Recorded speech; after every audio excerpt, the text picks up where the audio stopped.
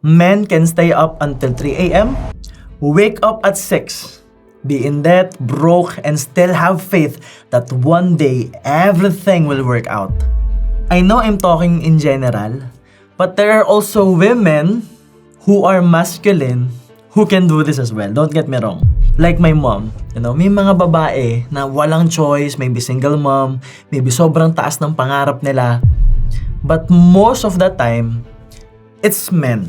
Hindi ko generalize, pero mas mataas yung percentage that it will be men na kaya nating magpuyat.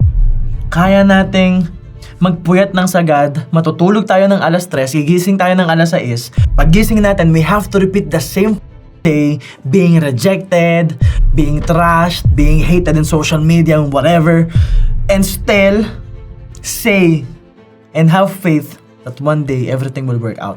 Paulit-ulit, kaya natin gawin yan.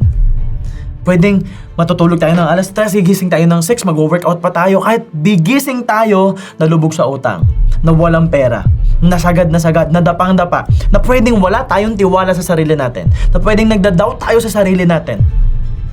Pero nagtitake pa rin tayo ng action. Pero naniniwala pa rin tayo that one day, I will say, I made it. We made it.